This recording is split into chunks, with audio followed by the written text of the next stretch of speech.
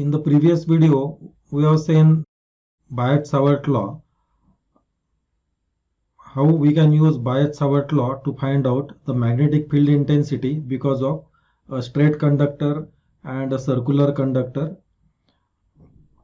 Now, in continuation with that, in this video, we will learn what is Ampere-Circuital law, what is the statement of Ampere-Circuital law, and application of Ampere-Circuital law to find out the magnetic field intensity due to infinite straight conductor, the magnetic field intensity because of a cylinder or a coaxial cable, and infinite sheet of current. Let us proceed. Now, if we consider a current carrying conductor which carries a current I, then as per Ampere-Circuital law, the line integral of magnetic field intensity H around a closed path is equal to the direct current enclosed by that path. So mathematically, this is represented by this integral, line integral H dot dl is equal to I. Now let us see some of the examples. Now if I consider this loop here, so the line integral around this closed loop or the closed path is equal to I. Now in this case, this closed path encloses all the current. So that's why line integral H dot dl is equal to I. In this second example, it is a square loop. If you see the geometry, this loop also encloses the total current passing through this conductor. So that's why integral H dot dl in this case, it will be equal to I. Now if you consider this loop in this example number 3, then this loop, it passes through some part of the current I. It does not enclose this conductor completely. It encloses some part of this conductor. So this means the current enclosed within this loop, it is less than I. So that's why in this case, the integral H dot dl, it will be less than the current I. Now in this example number 4, so here the path is like this as shown in this diagram. Now the loop which is shown here does not enclose this conductor completely. So that's why the current enclosed by this loop, it is 0. So in this case, H dot dl, it will be 0. So this is what is Ampere-Circuital law. Now let us see the proof of Ampere-Circuital law. Now to prove Ampere-Circuital law, we assume some current carrying conductor located along z-axis from minus infinity to infinity. And let us assume a circular loop around this conductor in the anti-clockwise direction. Now because of the symmetry conditions, all other components of magnetic field intensity on this loop, it will be 0. So only phi component will exist. So from Biot-Savart law, the magnetic field intensity at any point P on this circular loop, that is equal to I upon 2 pi r a phi. Now if we assume some small differential length at point P, now since we are assuming here cylindrical coordinates, the differential length dl in cylindrical coordinates, it is r d phi a phi. Now using this h and this dl, so h dot dl we can write as I upon 2 pi r a phi r d phi a phi.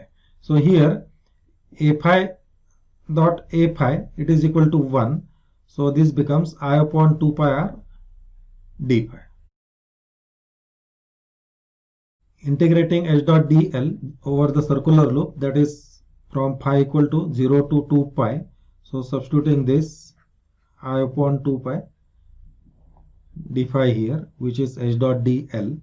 Now taking I upon 2 pi outside of the integral, integration of d phi is phi and the limits 0 to 2 pi. So this is phi for the limits 0 to 2 pi. This is equal to 2 pi minus 0, that is 2 pi. So substituting this here, 2 pi cancels and this results in it is equal to I. So this means integral h dot dl over the closed path is equal to the current I, that is the current enclosed by that loop. So this is proof of Ampere's circuital law. Now let us find out expressions for magnetic field intensity using Ampere's circuital law for three cases: the magnetic field intensity due to infinite long straight conductor, the magnetic field intensity due to a coaxial cable, and the magnetic field intensity because of a sheet of current. So let us start with infinitely long straight conductor. So we assume an infinitely long straight conductor minus infinity to infinity along the z direction, which is carrying current I. And around this conductor, we assume a circular loop having axis at origin. Now if we consider cylindrical coordinates, then at point P, we will have this a phi component. The other components of magnetic field intensity, they vanish because of the symmetry conditions. So only phi component of magnetic field intensity exists, and that is H equal to H phi a phi. For cylindrical coordinates, dl, that is the differential length, it is r d phi a phi. So the dot product H dot dl is, substituting this h here and this dl here, so a phi dot a phi is 1. So this dot product reduces to h phi r d phi. Now as per Ampere's circuital law, integral h dot dl over the closed path, it is equal to I. So let us carry out integration of this h dot dl. That means integration of this h phi r d phi over the closed path. So integrating h phi r d phi over the closed path, that is phi equal to 0 to 2 pi, as per Ampere's circuital law, this is equal to I. So solving this, now h phi and r taking outside of the integral being constant, so it becomes integration 0 to 2 pi integral d phi. So integral d phi, this is 2 pi integral phi equal to 0 to 2 pi d phi. This is phi 0 to 2 pi. So this is 2 pi minus 0, or it is equal to 2 pi. So substituting this as 2 pi, this becomes h phi r 2 pi equal to I, or h phi is I upon 2 pi r. So this is the phi component. Now as we have discussed earlier, other components are not there. So h is equal to magnetic field intensity, h is equal to h phi a phi. So substituting this h phi here, this becomes h equal to I upon 2 pi r a phi. So this is the same expression which we got using Biot-Savart law, the magnetic field intensity because of an infinitely long straight conductor. Now next, let us consider a coaxial cable. There is an inner conductor here with radius a, there is a outer conductor with inner radius as B and outer radius as C. So this is the outer conductor and this is inner conductor with radius A. Now we are going to find out the magnetic field intensity at all the points. So we will divide this problem into 4 different regions, where region 1 is R less than A, that means it is within the inner conductor. So this is region 1. Region 2, it is R between A and B. So A is the radius of inner conductor, B is the inner radius of outer conductor. So region 2 lies between, region 2 is the space between inner conductor and outer conductor, that is this region. So this is region 2. Then region 3, it is between R between B and C. So that means this is the outer conductor. This is region 3. Then region 4, it is R greater than C. So that means it is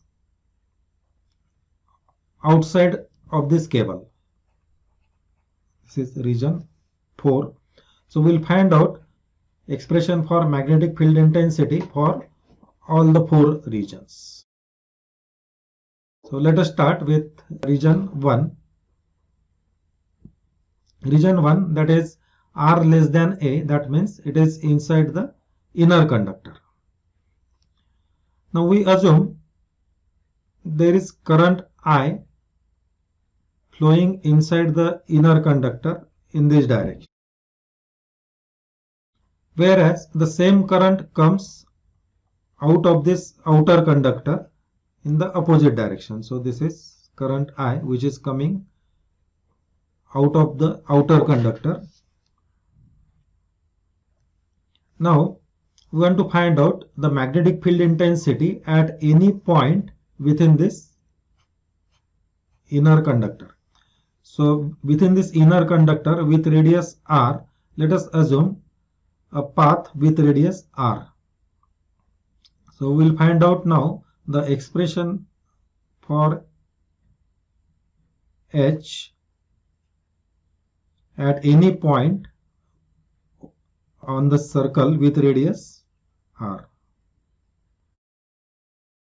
Now the area of cross section which is enclosed within the circle of radius R, it is pi R square. So this area is pi R square. So the total current flowing is current I. In this cable, in this inner conductor, the total current which is flowing, it is current I, and this current is flowing through the area of pi A square.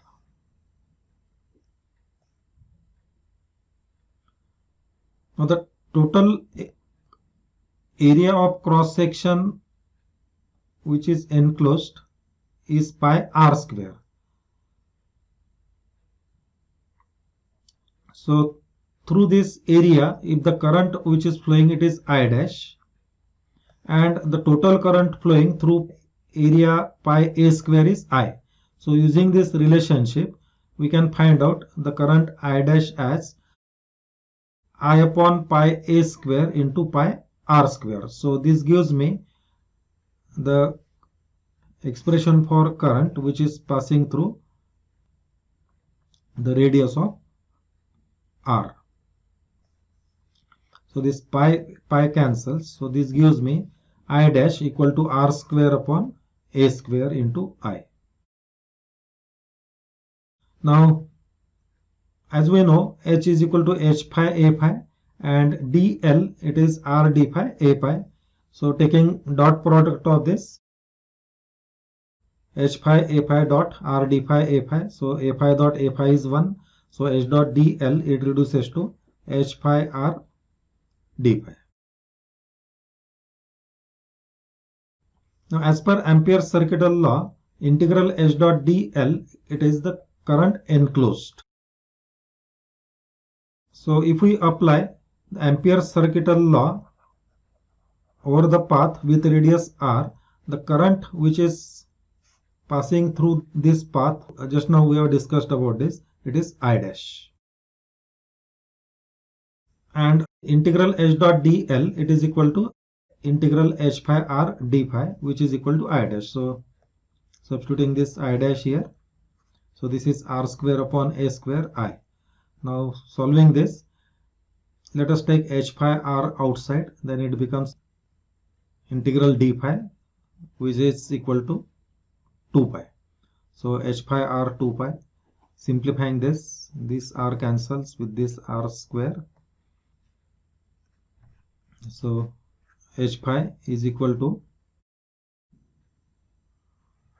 I r upon 2 pi a square.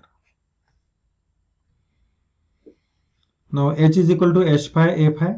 So h is I r upon 2 pi a square a phi. So this is the magnetic field intensity for region r less than a. Now let us consider the region 2, that is the space between two conductors. So this is the inner conductor with radius a, outer conductor between radius b and c. Now the region 2 is the area between a and b, so that is this space. This is region 2. If we consider some path here with radius r, now current enclosed by this path, it is the current I, which is flowing in the inner conductor. That's why it is h dot dl is equal to I. So h is equal to h phi a phi, and dl, it is r d phi a phi. So a phi dot a phi is 1. Solving this is h phi r d phi. So h phi r taking outside, integral d phi, it is phi, limits 0 to 2 pi, which reduces to 2 pi. So this is h phi r 2 pi equal to I, and this gives me h phi is equal to I upon 2 pi r. Now as h is equal to h phi a phi, so this final expression for h becomes h equal to I upon 2 pi r a phi. So this is expression for magnetic field intensity in the region between A to B. Now let us go to the region 3. Now region 3 is between B and C. So B is the inner radius of the outer conductor, and C, it is the outer radius of the outer conductor, and R, it is in between B and C. Now the total current which is flowing in this outer conductor with the radius between B and C, this is minus I, because the current flowing in the inner conductor is I. Current flowing in the outer conductor, it is minus I. So the current minus I is flowing in the area, in this area, which is pi c square minus b square. So the current minus I flowing in the area pi c square minus I square. Now if we assume this closed path with radius r, the current which is flowing in this closed path, let us suppose this current is I dash.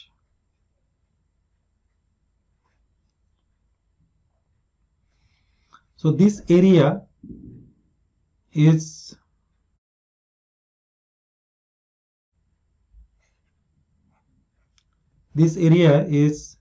pi r square minus b square. So current I dash is flowing through the area pi r square minus b square. So this is the current flowing in this path, it is I dash. So using these two equations, we can write I dash in terms of minus I. So this is I dash equal to minus I upon pi c square minus b square into pi r square minus b square. So that is the current I dash flowing through the area between R and B. So simplifying this, so this is I dash in terms of minus I. So rearranging this gives me I dash equal to minus I r square minus b square upon c square minus b square into I. Now the current enclosed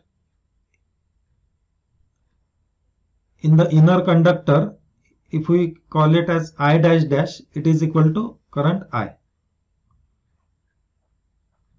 The total current enclosed in the Amperian path with radius r, it is now I dash plus I dash dash. So the total current enclosed is I dash plus I dash dash within this Amperian path with radius r. Now substituting values of I dash as minus r square minus b square upon c square minus b square into I, and I dash dash, this is equal to I. So this is I dash dash, and current flowing in this region, it is I dash. So the total current enclosed by this Amperian path, that is equal to this. Rearranging this, taking I common, this is 1 minus r square minus b square upon c square minus b square.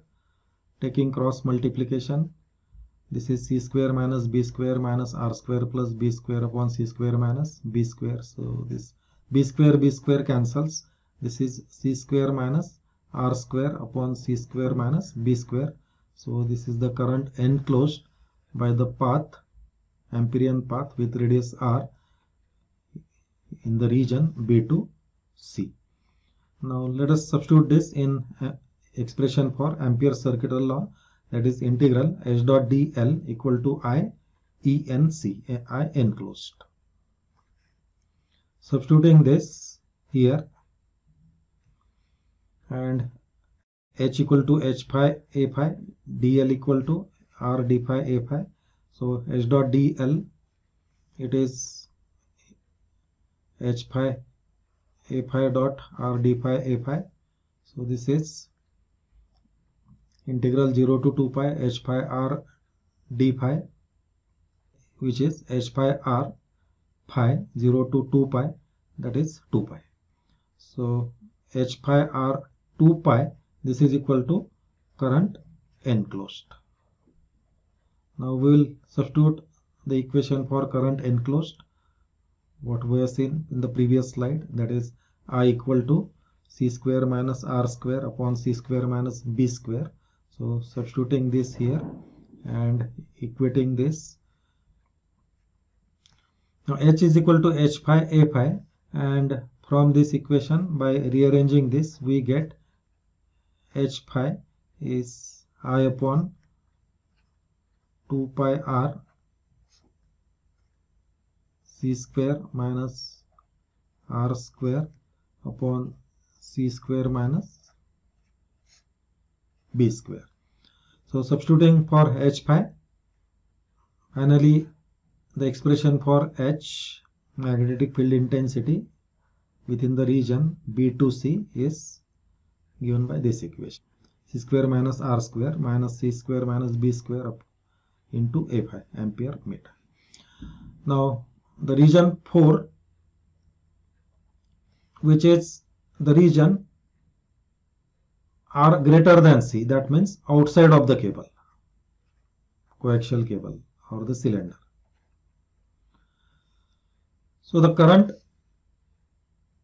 here, current in the inner cable, it is I, and current in the outer cable, it is current minus I flowing in this direction. If I take R greater than C, then the total current is the addition of currents plus I, which is passing through the inner conductor, and current minus I, which is passing through the outer conductor. So that is equal to 0. So the total current enclosed in this case, it is 0. So substituting this in the equation for Ampere circuital law, this is integral H dot dl equal to 0. So in this case, H is equal to 0. Now let us list out the result of the magnetic field intensity for all the 4 regions, and let us represent it graphically. So for region 1, we have seen H is equal to IR upon 2 pi A square. So in this case, H is directly proportional to R. Now we will plot magnitude of the magnetic field intensity as function of R. So in region 1, it is directly proportional to R. In region 2, that is between A and B, it is I upon 2 pi r A phi. So in this case, H is inversely proportional to R. Now in region 3, it is given by this equation. Between B and C, it is I upon 2 pi r c square minus r square upon c square minus b square A phi. So here in the numerator, it is c square minus r square. That means as r increases, numerator is going to decrease, and in the same manner, r is there in the denominator. So in this case, as r increases in region 3, H will decrease. In region 4, that means R greater than C, H is equal to 0. So let us plot this graphically. So in region 1, which is between 0 to A, H is directly proportional to R, so it is given by straight line. Then between A and B, H is inversely proportional to R, so it decreases up to point B. Then from B to C, as R increases, H decreases, so it is decreasing, and for R greater than C, H is equal to 0. So this is the distribution of magnitude of magnetic field intensity as a function of R in coaxial cable or inside the cylinder. Now next, let us find out the expression for magnetic field intensity due to an infinite sheet of current. In this sheet, current is flowing in the y direction, and the corresponding current density is Ky Ay, which is in ampere per meter. The thickness of the sheet is assumed to be very small, negligible.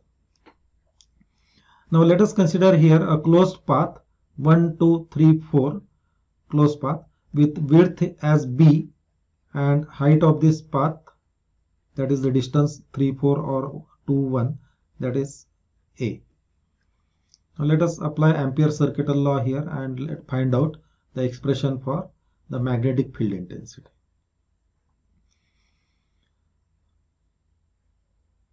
Now if I assume this sheet and if we assume different current lines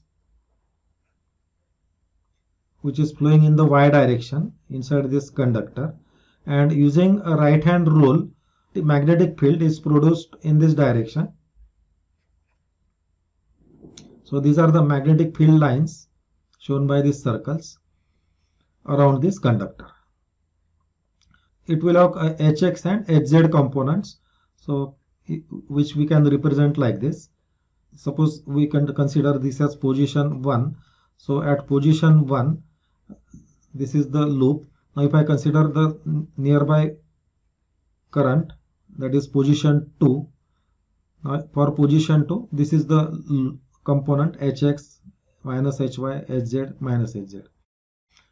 Now the corresponding hz components for the nearby loops, they are in opposite directions. So this hz component and this hz component, it will cancel for loop 1 and 2, and similarly for loop 2 and 3 and so on. So this means hz is equal to 0, and there cannot be y component of magnetic field intensity as the current is flowing in the y direction. So because of this, hy is also 0. So the only component exists for magnetic field intensity, it is hx. So h has only component in x direction. For z greater than 0, h is hx ax. For z less than 0, that means below this sheet, direction of hx is opposite. So this is for h less than 0, h is minus hx. Now let us apply Ampere's circuital law to this loop 1, 2, 3, 4. Now if we consider loop 1 to 2, now here the differential length dl, it is dz az, because this loop 1, 2, it is in the z direction. So dl, it is dz az. Then along direction 3, 4, it is also in z direction. So dl, it is dz az here. Now if we apply Ampere's circuital law over this loop, writing h dot dl over this path 1 to 2 and 3 to 4. So along 1 to 2, h is hx ax and dl, it is dz az. Similarly along 3 to 4, h is hx ax and dl, it is dz az. So here in ax dot az, it is equal to 0. So because of this result as well as this result, both are 0. This integral over the region 1 to 2 or 3 to 4, it is equal to 0. Now let us consider this 4 to 1 and 2 to 3. So if we consider 2 to 3, then as we have seen earlier, for z less than 0, so below the sheet, h is equal to minus hx ax, and dl is in the x direction, so it is dx ax. So along 2 to 3, this is h, so minus hx ax, and dl is dx ax. So ax dot ax is 1.